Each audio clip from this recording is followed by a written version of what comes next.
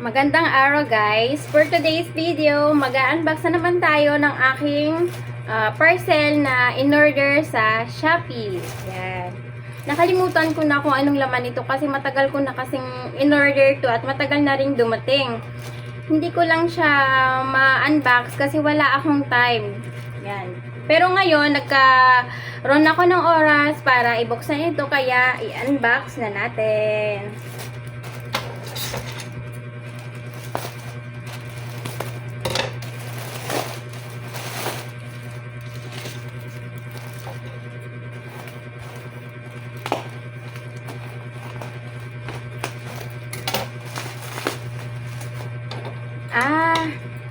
Naalala ko na kung ano ito.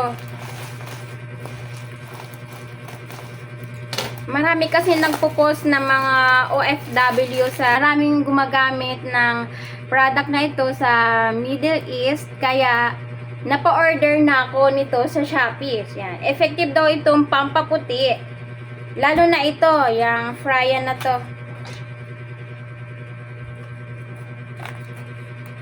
54 pesos yata ito guys.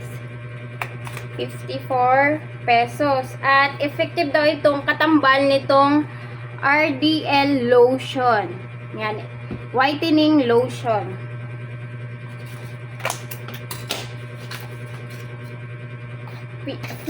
Piari pala to. Piari. Yan. May mga review doon na madali itong makatuyo ng pimples. Itong Piari's Turmeric Soap. Yan. Buksan natin. Nabili ko ito guys for 54 pesos yata yun. Yan. Ito yan guys. Order na rin kayo.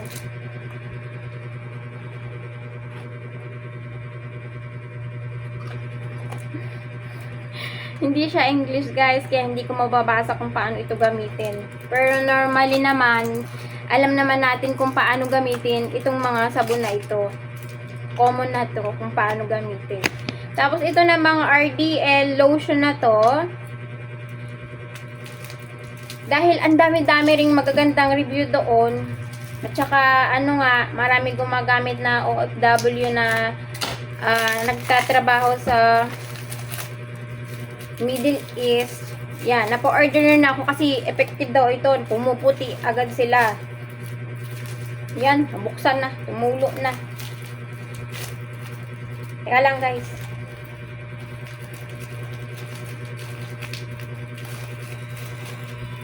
Yan. Nabuksan na agad guys. Oh, gawa na pisil. Oh, testing na agad natin. Tatry ko lang to guys kung effective sa akin bang kung nakakaputi ba ito. Pero ako naman guys, kahit anong gamitin kong whitening soap or whitening lotion, ewan ko ba, pero hindi ako putiin. Sadyang natural kong balat na ito. Hindi umi-effect sa akin yung mga whitening na yan. Nag-i-enjoy lang akong bumili at mag-try. Yan, ito. Bili na kayo nito guys.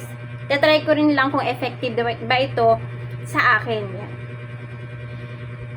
Yan. Order na kayo guys. Thank you guys. Bye-bye. See you next video.